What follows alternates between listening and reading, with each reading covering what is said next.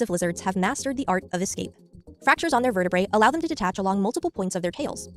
With cracks in their bones, one would expect them to lose their tails often. Yet unless they're in danger, most species' tails stay faithfully attached. And when their tails do detach, some lizards can grow them back.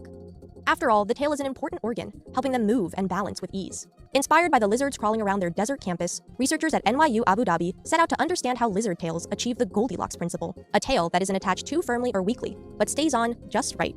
Using a scanning electron microscope, the scientists took a closer look at the plug and socket of muscles surrounding fractures on the lizard's vertebrae. A previous study discovered that these plugs were made up of smaller pillars. This time, the researchers imaged the interior of the sockets. They expected them to contain grooves that the micropillars inserted into to create a strong interlocking bond. Instead, they found that the sockets were mostly smooth, speckled with faint imprints of the micropillars' tops. This meant the muscle plugs were merely touching the socket's surface. They also found many small holes on the top of these pillars, and suspected that these nanopores were key to keeping the tail attached. To test this, they used silicone patches and glass to make a lizard tail model. They created two types of patches with and without nanopores. One set contained short micropillars, while the other had taller micropillars, similar to what is seen in lizards. The scientists pulled the patches apart from the glass, and found that the longer pillars with nanopores were the hardest to pry apart. In real life, body fluids fill the nanopores and micropillars in a lizard's tail. To mimic this, the researchers added water to the silicone patches. They found that this made the patches adhere more strongly to the glass.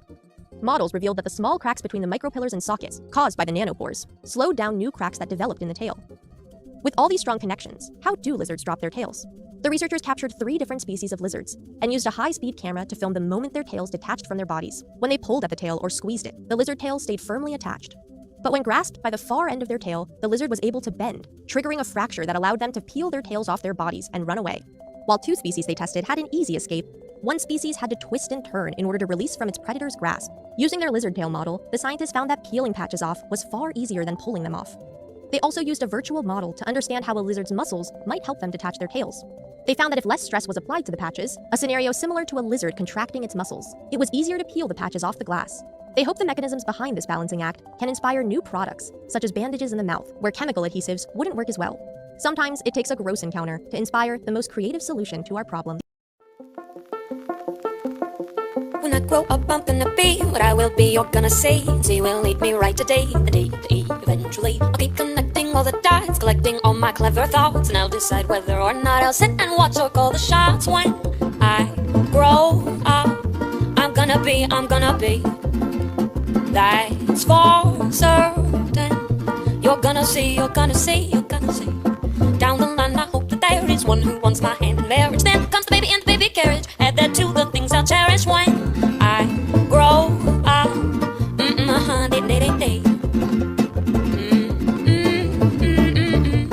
Day.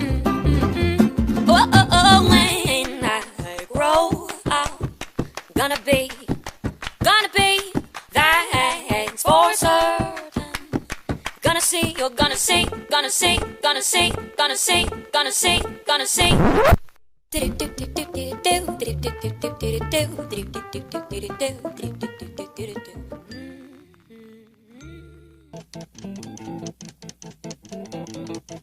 Rumors spreading around, United States in town. I just sat outside the game. You know what I'm talking about? Just let me know if you're gonna go to that whole mile on the range. They got a lot of nice girls.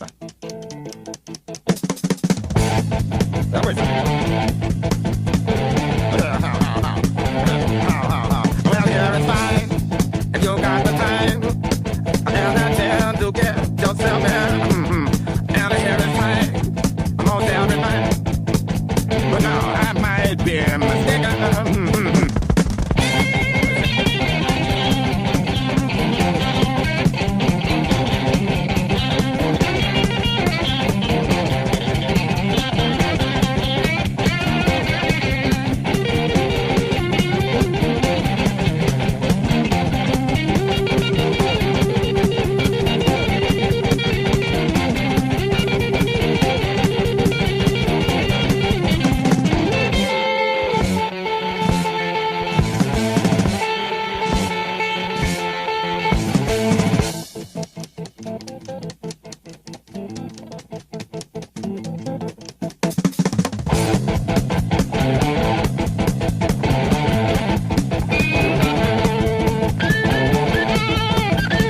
A look at the way in which an amputated limb grows over the course of about 90 days. in a salamander. That's a time-lapse movie, watching that thing grow. And now we're going to see what's really going on. Here's the salamander, and it's got a completely new limb. It looks perfect. It has inside bone, it has nerves and muscle, and it can even wiggle. In fact, it's perfect.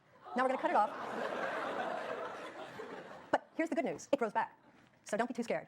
First, wound healing. Did you see that wound heal? Now we're watching what the newt can do that we cannot do. Cells are streaming out of the surrounding tissues into the area of the wound and forming what we call a blastema, which is a group of undifferentiated cells that are in fact really just like stem cells. And they're multicolored because they come from skin, from muscle, and even from cartilage. And these have a miraculous memory of what they used to be and are able to form a perfectly functional limb.